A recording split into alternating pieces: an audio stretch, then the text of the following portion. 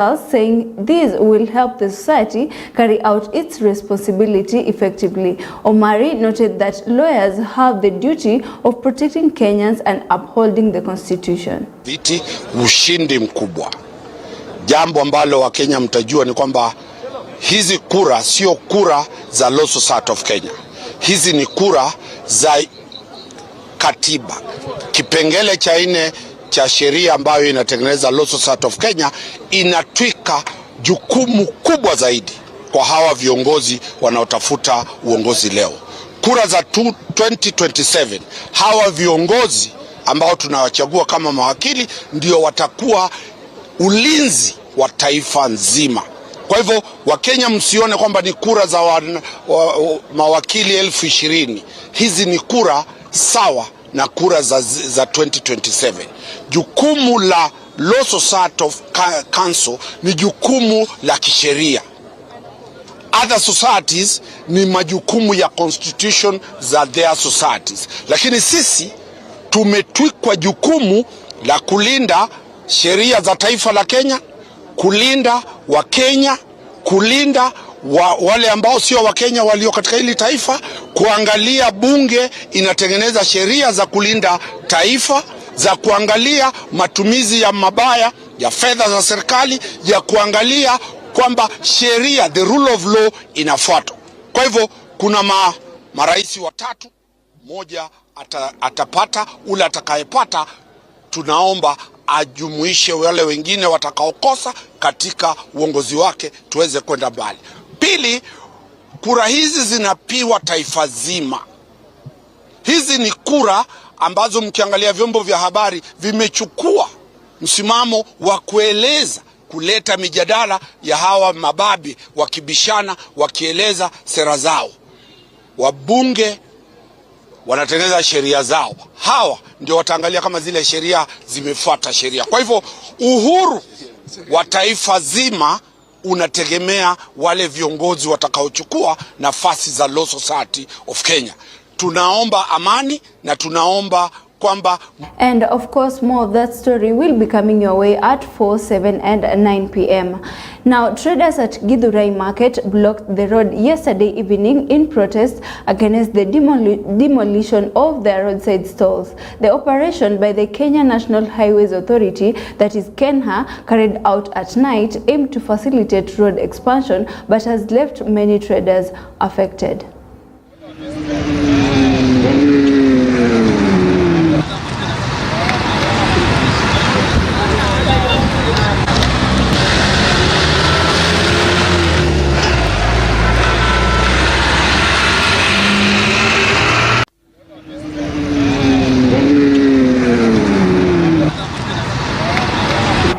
Now, Embu Senator Alexander Mugindi has urged the opposition to call off Friday nationwide protest the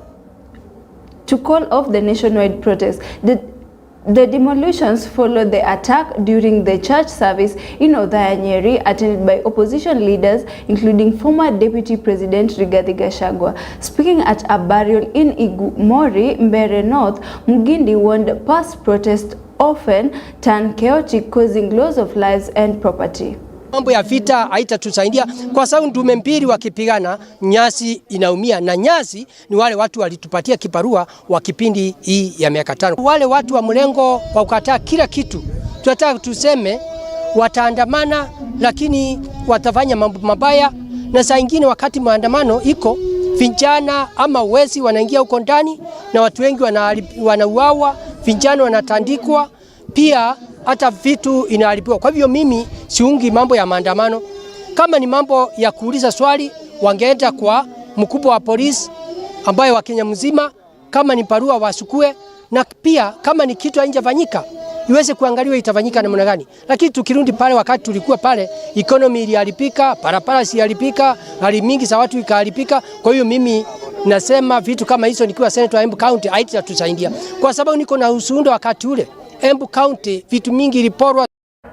Now to matters education, Basic Education Principal Secretary Professor Julius Bitok has highlighted the need for increased investment to support leaders with disabilities in Kenya. Speaking at the Kenya Institute of Special Education, Professor Bitok announced that the government is launching enhanced support for special need education through funding for teacher training. The initiative will target both public and private schools, aiming to equip more teachers with skills to handle learners with disabilities. Ignoring some of the talented children, and we have been using guesswork. But today we have a tool, a very special tool, that is a product of many years of research from the experts. And we are saying now, all gifted children, all talented children will be assessed using this tool to identify what strengths they have. We are working very closely with the Teacher Service Commission to ensure that we retool teachers also on these areas, including using the tool to identify talent. We have a big project also coming up here in Kise to support assistive devices, to build 8 national centers for special education. This is a game changer in the education sector because it will be standardized. Therefore, there will be no biasness. It changes the way we approach assessment in identifying learners.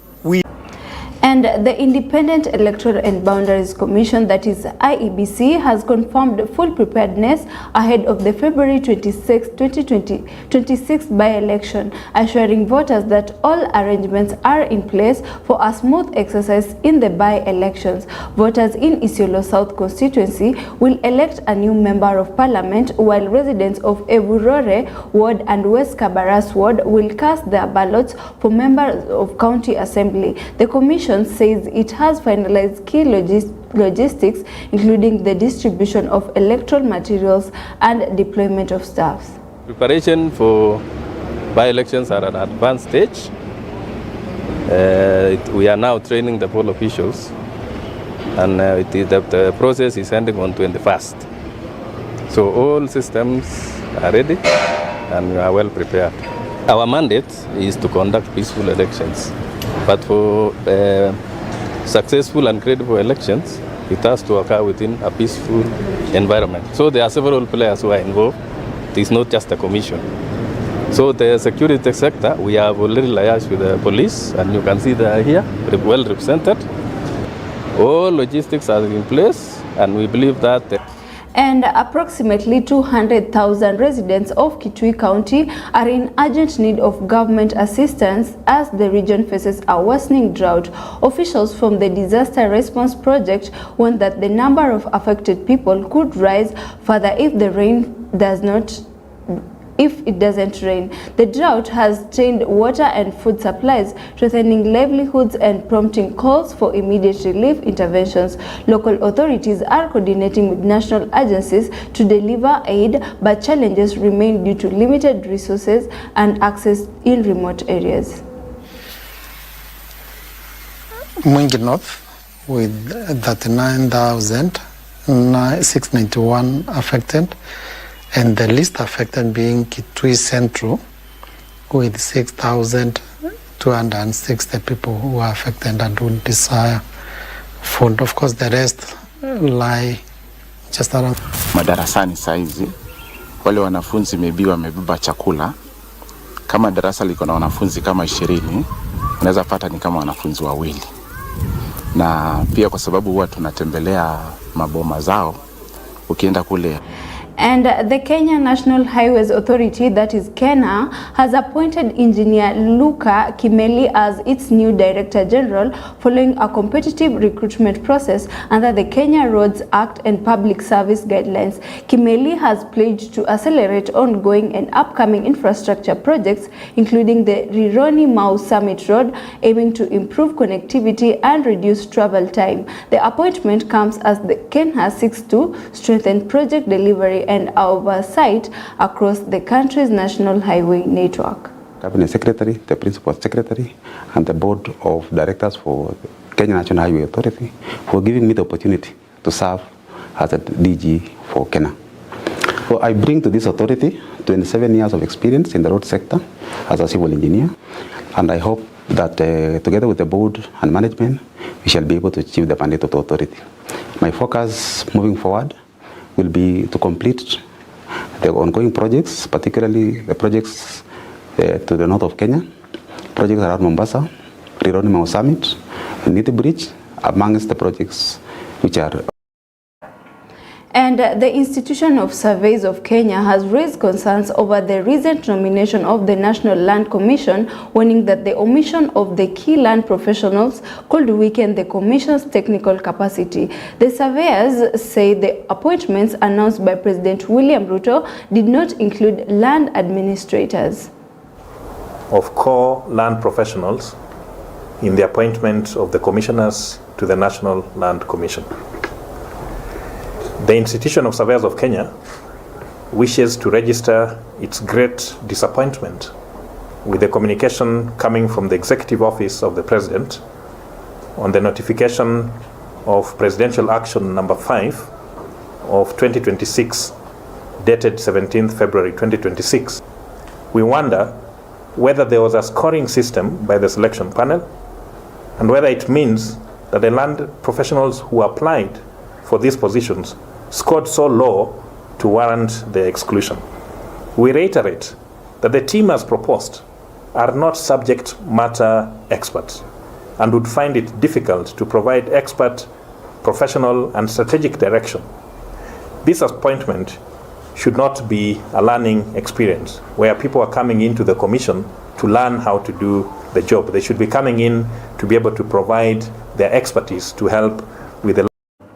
Now, the government plans to expand a Nyota project to benefit 2 million young entrepreneurs by next year. Deputy President Kithure Kindiki has announced. Speaking during a Nyota Project Review Forum, Kindiki said at least 1 million young Kenyans running micro and small enterprises have already been on board on the first phase of the program. He noted that beneficiaries received direct capital of 25,000 Kenyan shillings each, aimed at boosting startups, expanding small businesses, and creating jobs for youth. The Deputy President added that the expansion phase will prioritize inclusion, sustainability, and access to markets as the government seeks to deepen youth participation in economic growth.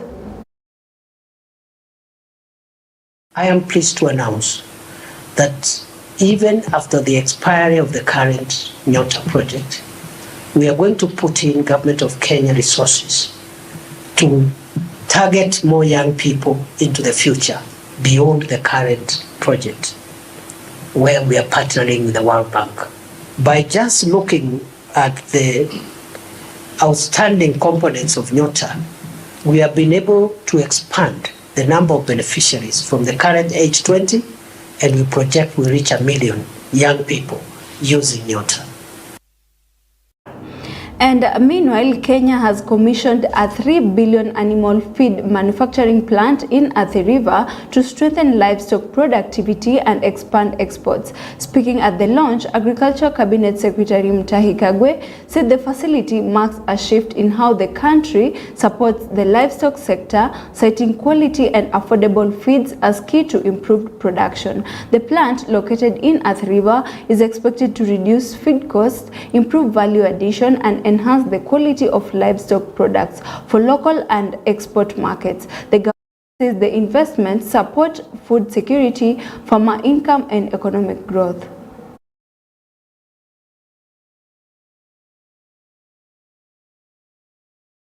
Kenya has set a clear target to double annual milk production from 5.2 billion liters to 10 billion liters. That is going to call for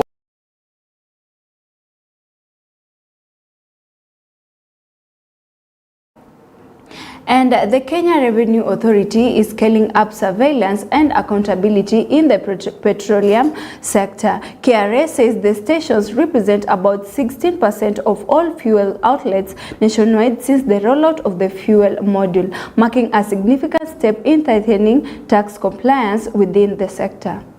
A campaign, we are at Ruai B Energy petrol station launching a campaign that aims to demand a receipt, the e-TIMS receipt upon fueling. tunasema itisha risiti unapofuel. And this is going to go a long way in onboarding all fuel stations in the country into the eTIMS platform. This is important for the country because as a tax administration, one of the issues that we really focus on is accountability and transparency.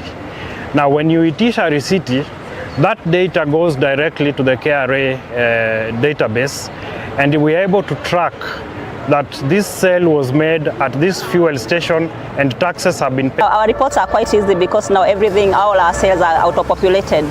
We don't issue even the receipt manually. Even we save customers time, we use less time to even service the customer.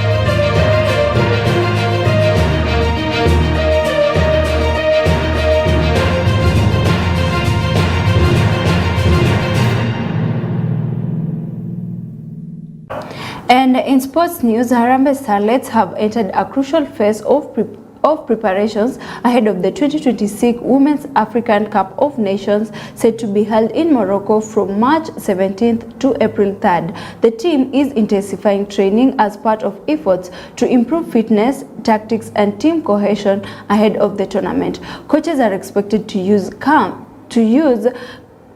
camps and friendly matches to fine-tune the squad and assess players' readiness.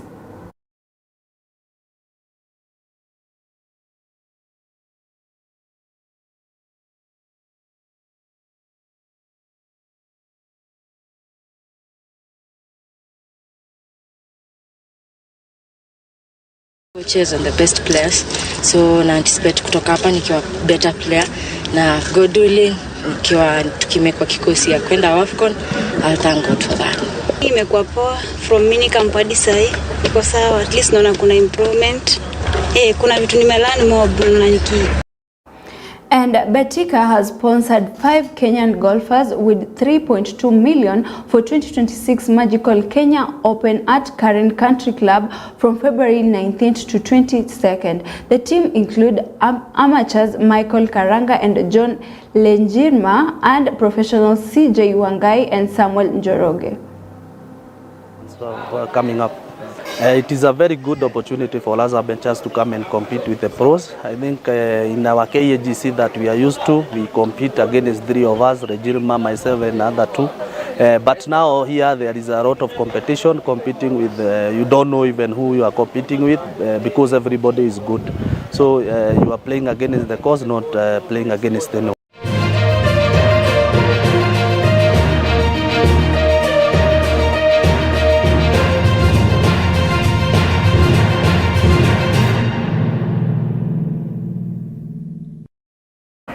And finally, it's a wrap for EBN News at 1 p.m. Many thanks for watching and have a lovely afternoon. My name is Leticia Afandi.